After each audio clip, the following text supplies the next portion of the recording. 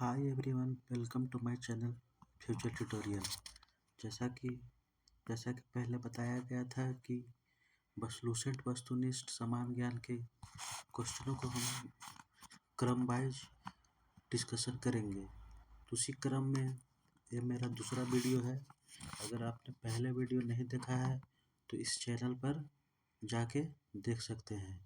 तो बिना देरी किए हम दूसरे पाठ की शुरुआत करते हैं, जो कि वैदिक संस्कृति है। ठीक है, तो पहला क्वेश्चन है, पूर्व वैदिक या ऋग वैदिक संस्कृति का काल किसे माना जाता है? ऑप्शन ए है 1500 ईसा पूर्व से 1000 ईसा पूर्व, 1000 ईसा पूर्व से 600 ईसा पूर्व, 600 ईसा पूर्व से 600 ईस्वी, या डी इनमें से कोई नहीं। तो इसका आंसर होगा ए, 1500 ईसा पूर्व से 1000 ईसा पूर्व तक। बढ़ते हैं दूसरे क्वेश्चन की तरफ बढ़ते हैं। दूसरा क्वेश्चन क्या है? उत्तर वैदिक संस्कृति का काल किसे माना जाता है? 1500 ईसा पूर्व से 1000 ईसा पूर्व तक, 1000 ईसा पूर्व से 600 ईसा पूर्व तक, 600 ईसा पूर्व से 600 ईस्वी तक, या डी इनमें से कोई नहीं थे। तो इसमें हमारा क्या होगा? ऑप्शन नंबर बी सही होगा, 1000 ईस्वी से 600 ईस्वी पूर्व। बढ़ते हैं तीसरे सवाल की तरफ। तीसरा सवाल आपका है, आर्य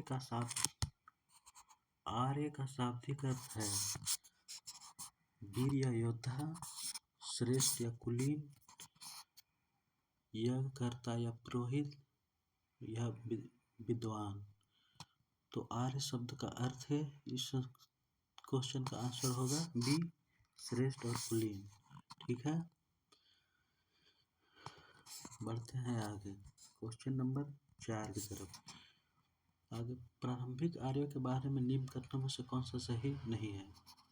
वह संस्कृत बोलने वाले थे, वह घुड़सवारी किया करते थे, वह कई झुंडों में भारत पहुंचे, वह मुख्यतः नगरों में निवास करते थे। इसका आंसर क्या होगा? इसका आंसर होगा मुख्यतः नगरों में निवास करते थे।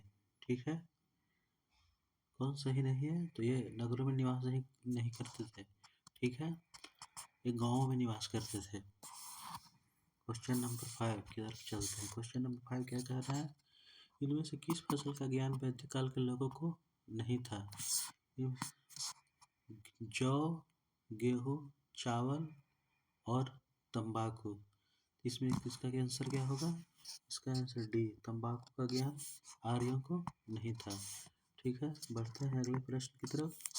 उत्तर वैदिक काल के वेद विरोधी और ब्राह्मण विरोधी धार्मिक अध्यापकों को किस नाम से जाना जाता था? यजमान, श्रमण, अथर्वण, या श्रेष्ठिन। तो क्वेश्चन नंबर 6 का कौन सा आंसर होगा? श्रमण।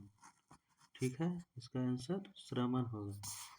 आगे बढ़ते हैं सातवें प्रश्न की तरफ।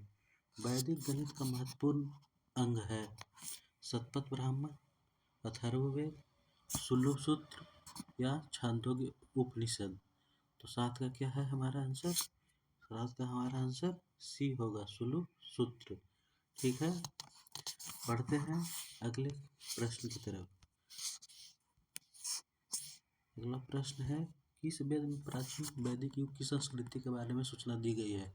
ऋग्वेद, यजुर्वेद, अथर्ववेद, या तो सामवेद। 8 का क्या होगा हमारा? ए होगा। ये आंसर क्या है? ऋग्वेद हमारा आंसर होगा। क्वेश्चन नंबर 9, निम्नलिखित में से उत्तर वैदिक काल में लिखे गए ग्रंथों का सही क्रम कौन सा है? फर्स्ट, वेद, ब्राह्मण, आरण्यक या उपनिषद? वेद, उपनिषद, ब्राह्मण, आरण्यक, उपनिषद, उपनिषद, वेद, ब्राह्मण और आरण्यक, वेद, आरण्यक, ब्राह्मण और उपनिषद। तो 9 का आंसर क्या हो जाएगा? ए। क्या हो जाएगा? सबसे पहले वेद आया, उसके बाद ब्राह्मण आया, उसके बाद आरण्यक आया, उसके बाद उपनिषद आया।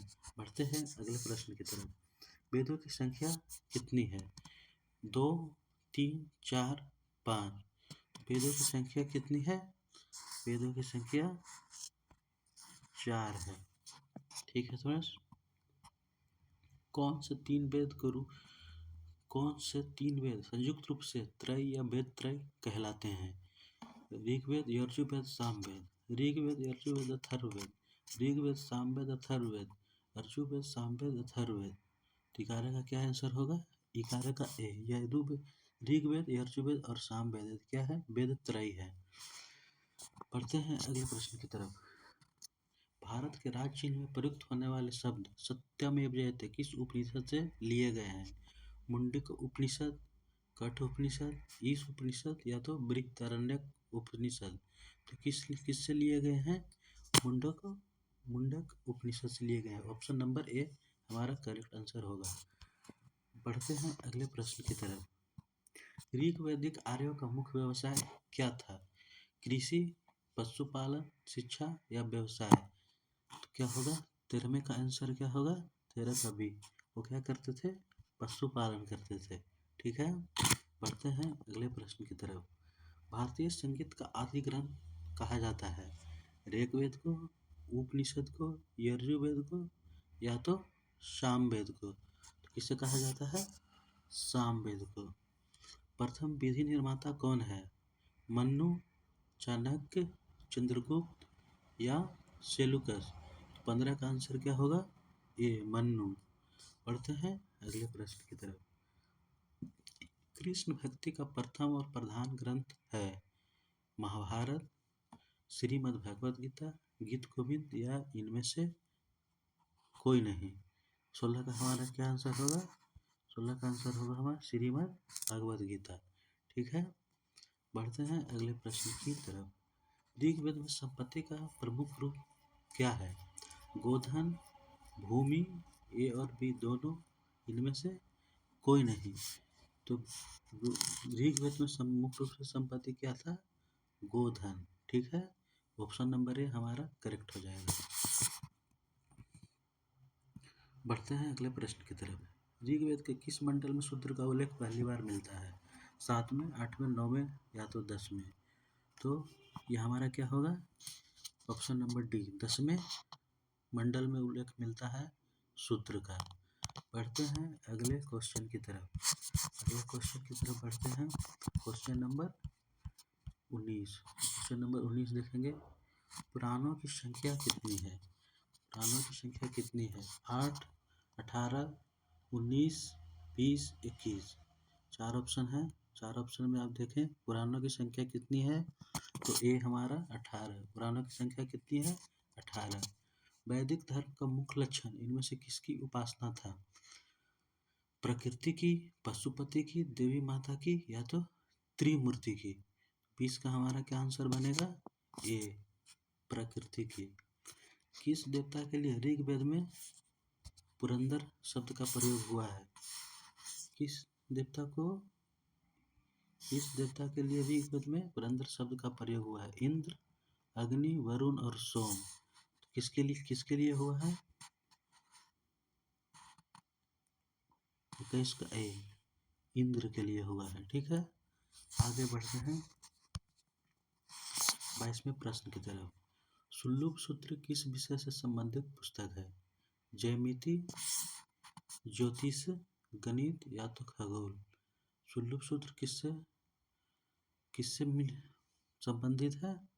तो सुल्लभ सूत्र ज्यामिति से संबंधित है। अस्तोमा सद्गम्य, तमसोमा ज्योतिर्गम्य, मृत्योर्मा अमृतगम्य कहाँ से लिया गया है? उपनिषद से, वेदांग से, महाकाव्य से या तो पुराण से? 23वां का क्या होगा? 23वां का ए किससे लिया गया है? उपनिषद से लिया गया है। ठीक है। पढ़ते हैं अगले प्रश्न की तरफ। आर्य भारत में बाहर से आए और सर्वप्रथम बसे थे? सामातट में, प्रागज्योतिष में, पंजाब में, डी पांचाल में? कहाँ बसे थे? तो एक पंजाब में बसे थे। ठीक है। 24 का सी नंबर। पढ़ते हैं अगले प्रश्न की तरफ। अगले प्रश्न है वेद है और उसके यज्ञकर्ता का नाम क्या करना है? मैच करना है। उसमें देखें ऋग्वेद के यज्ञकर्ता को क्या कहा जाता है? ऋग्वेद के एक कर्ता को क्या कहा जाता है? होत्री। यजुर्वेद के एक कर्ता को क्या कहा जाता है? अथर्ववेद। सामवेद के एक कर्ता को कहा जाता है? उद्गाता। और अथर्ववेद के कहा जाता है? ब्रह्मा। तो ऑप्शन के अनुसार क्या होगा? ये ऑप्शन हमारा करेक्ट होगा। ठीक है, बढ़ते हैं अगले प्रश्न की तरफ। वेदों को अपौरुषेय क्यों कहा गया है? क्योंकि वेदों की रचना देवताओं द्वारा की गई है, क्योंकि वेदों की रचना पुरुषों द्वारा की गई है, क्योंकि वेदों की रचना ऋषि द्वारा की गई है, या तो इनमें से कोई नहीं। तो 26 का क्या होगा हमारा आंसर? ये होगा, क्योंकि वेदों की रचना देवताओं द्वारा की गई है। अब बढ़ते हैं अगले प्रश्न की तरफ। वैशेषिक दर्शन के प्रतिपादक कौन है? कपिल, अक्षपाद गौतम, उल्लूक कनद या पतंजलि? तो 27 का हमारा क्या होगा आंसर? उल्लूक कनाद। ठीक है।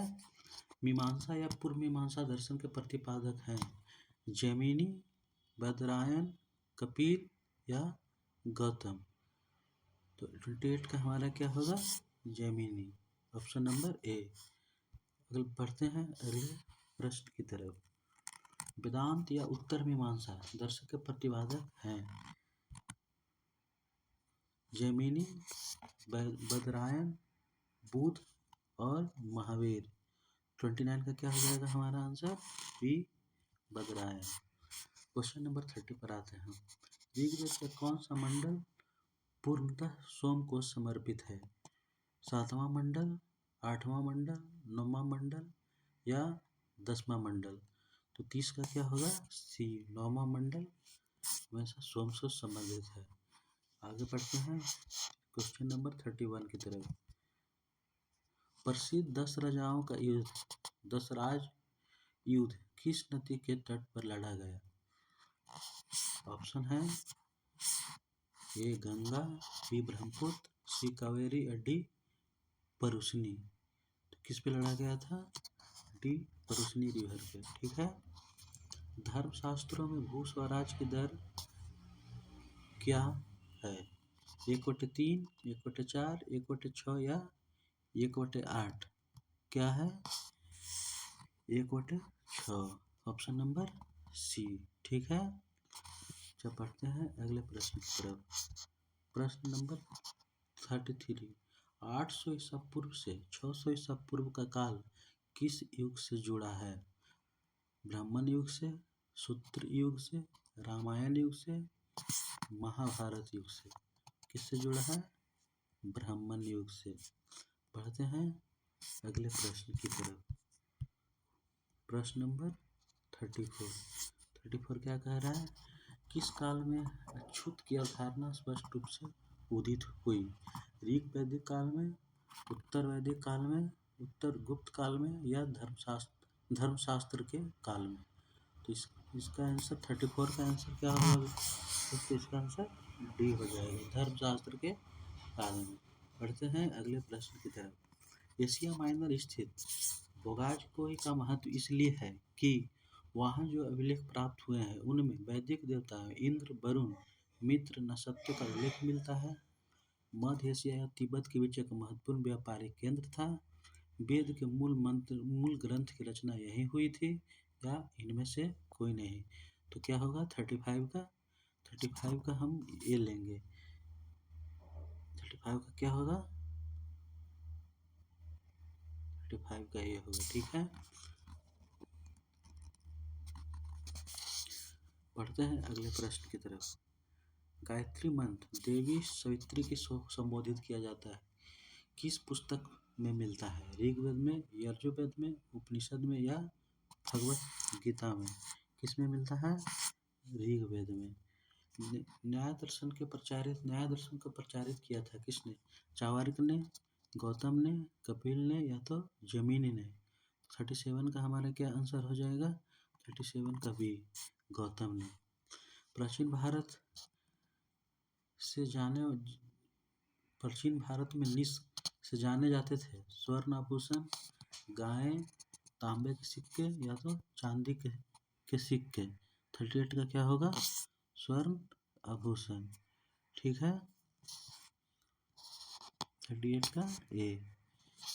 आगे बढ़ते हैं 39 की तरफ। योग दर्शन के प्रतिपादक कौन थे? पतंजलि, गौतम, जैमिनी या शंकराचार्य? तो 39 का क्या हो जाएगा? ए, पतंजलि। उपनिषद पुस्तकें हैं धर्म पर, योग पर, विधि पर या दर्शन पर? क्या होगा? 40 का डी, दर्शन पर। ठीक है, आगे बढ़ते हैं 41 की तरफ। 41 क्या है?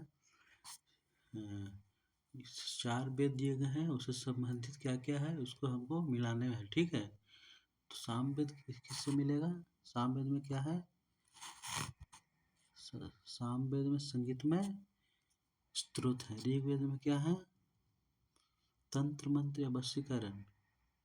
तंत्र मंत्र या वशीकरण किसमें है? ऋग्वेद है। ऋग्वेद में क्या है?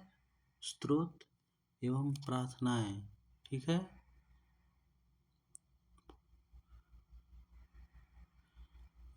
यजुर्वेद में है स्तोत्र एवं कर्म कांड। साम वेद में है, एक अथर्ववेद में क्या बचा? तंत्र मंत्र या वशीकरण। हिसाब से क्या हुआ? ए का 4, बी का 2, सी का 1 और डी का 3। इस हिसाब से हमारा कौन सा आंसर हुआ? ए आंसर हुआ। ठीक है, बढ़ते हैं आगे नंबर 42 की तरफ। आरंभिक वैदिक साहित्य में सर्वाधिक वर्णित नदी है?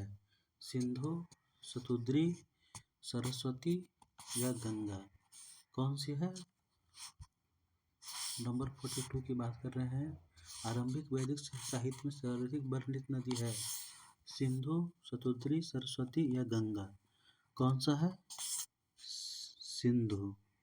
ठीक है, बढ़ते हैं अगले प्रश्न की तरफ। उपनिषद काल के राजा अश्वपति शासक थे काशी के, केकय के, पांचाल के या तो विदेह के? 43 का क्या हो जाएगा हमारा? बी, केकय के। ठीक है, आगे बढ़ते हैं नेक्स्ट क्वेश्चन की तरफ। अध्यात्म ज्ञान के विषय में नचिकेता और यम का संवाद किस उपनिषद में प्राप्त होता है? बृहदारण्यक उपनिषद में, छंदोग्य उपनिषद में, कठोपनिषद में या केन उपनिषद में? क्या किस में प्राप्त होता है? कठोर उपनिषद में। बढ़ते हैं आगे। वैदिक नदी कुब है, इसको काबुल का स्थान कहाँ निर्धारित होना चाहिए? अफगानिस्तान में, चीनी तुर्किस्तान में, कश्मीर में या तो पंजाब में? 45 का क्या हो जाएगा? ए, अफगानिस्तान में। ठीक है, अफगानिस्तान में। बढ़ते हैं अगले प्रश्न की तरफ। कपिल मुनि द्वारा प्रतिपादित दार्शनिक प्रणाली है? पूर्व मीमांसा, सांख्य दर्शन, न्याय दर्शन या उत्तर मीमांसा? 46 का क्या हो जाएगा हमारा? 46 का बी, सांख्य दर्शन से। बढ़ते हैं आगे 47 की तरफ। भारत के किस स्थल की खुदाई से लौह धातु के प्रचलन के प्राचीनतम प्रमाण मिले हैं? तक्षशिला, अतरंजी खेरा, कौशाम्बी या तो हस्तिनापुर? इस क्वेश्चन का आंसर क्या हो जाएगा? 47 का आंसर बी हो जाएगा, अतरंजी खेड़ा में। ठीक है, बढ़ते हैं आगे अगले प्रश्न की तरफ। प्रश्न नंबर 48 की तरफ बढ़ते हैं।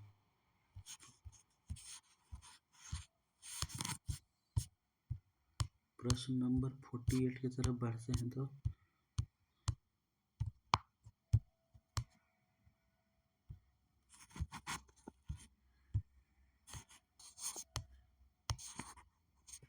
48 नंबर प्रश्न यहाँ है, देखिए। निम्नलिखित में से किसका संकलन ऋग्वेद में आधारित है? यजुर्वेद, सामवेद, अथर्ववेद या तो इनमें से कोई नहीं? 48 का क्या होगा? सामवेद। निम्नांकित में से कौन प्रस्थान त्रय में शामिल नहीं है? प्रस्थान से त्रय में कौन शामिल नहीं है? भागवत, भागवत गीता, ब्रह्मसूत्र या उपनिषद? 49 का क्या होगा? 49 का ए, भागवत। ठीक है, बढ़ते हैं अगले प्रश्न की तरफ। अगला प्रश्न है कर्म का सिद्धांत संबंधित है न्याय से, मीमांसा से, वेदांत से या वैशेषिक से। 50वें नंबर का क्या हमारा आंसर हो जाएगा? 50वें नंबर का भी कर्म का सिद्धांत किससे संबंधित है? मीमांसा से। और अगले क्वेश्चन में क्या है, को मैच करने वाला है, ठीक है। इसको देखते हैं, इसको हम मिलाने की कोशिश करते हैं, ठीक है। अथर्ववेद में क्या होता है? अथर्ववेद में औषधियों से संबंधित है, औषधियों से संबंधित है। ऋग्वेद ईश्वर महिमा से संबंधित है। यजुर्वेद बलिदान विधि से संबंधित है और सामवेद संगीत से संबंधित है। तो कौन सा आंसर हमारा में हुआ? ए नंबर, ऑप्शन नंबर ए हमारा करेक्ट आंसर होगा, ठीक है। बढ़ते हैं अगले प्रश्न की तरफ। चरक संहिता नामक पुस्तक किस विषय से संबंधित है? अर्थशास्त्र से, राजनीति से, चिकित्सा से या धर्म से? तो किससे संबंधित है? चिकित्सा से, ठीक है। योग संबंधी विधि विधानों का पता चलता है ऋग्वेद से, सामवेद से, ब्राह्मण ग्रंथों से या यजुर्वेद से? किससे चलता है? तो हम लोग 53 का कौन सा होगा? 53 का ऑप्शन नंबर डी, यजुर्वेद से। बढ़ते हैं आगे।